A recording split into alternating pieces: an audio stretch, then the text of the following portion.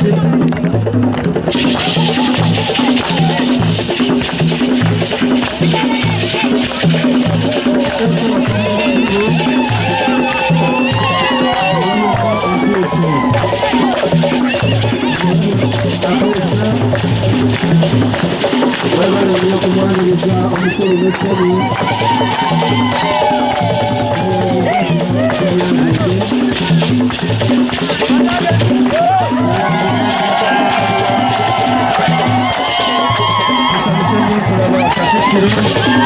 minisita w'abavubuka agenda kumwaniriza.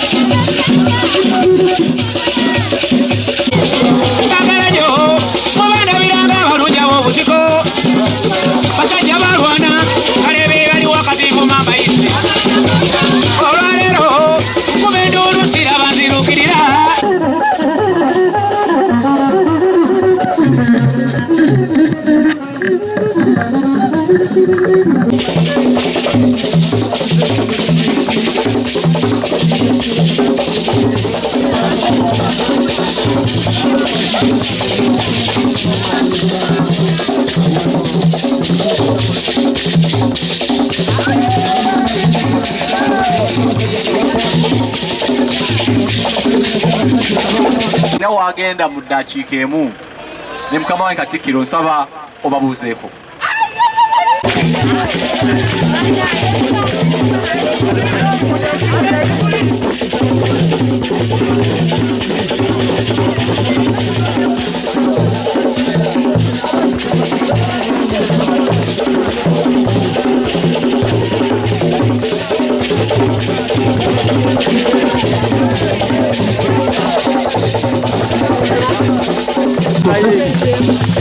Atuwa muda olukiiko lwe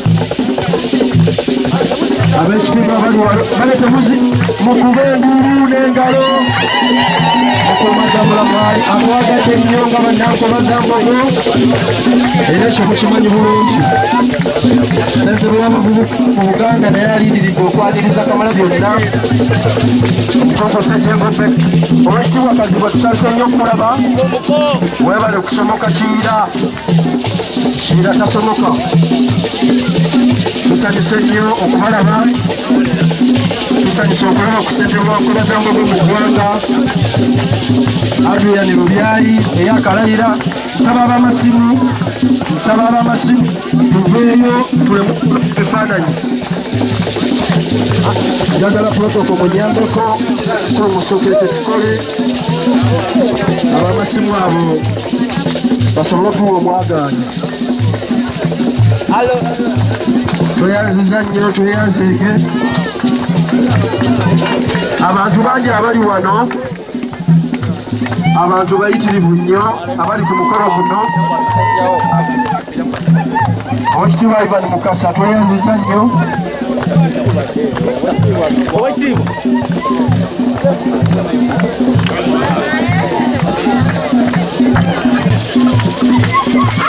Alo, twanirize Katikkiro, twanirize.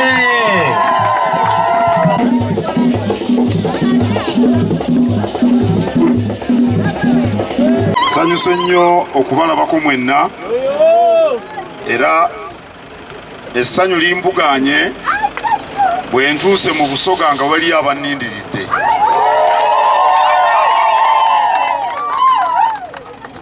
Buli lw'otambula n'ogenda awantu ne bakwaniriza ne bw'obeera okwoye owonerawo. Awo nno ate bwe mbatunulidde mwenna muli bavubuka ng'ate abavubuka be baatuleese. N'olwekyo mwebale nnyo era ndowooza ebigambo ebisinga obungi tugenda bibagamba enkya. Katonda abakuume.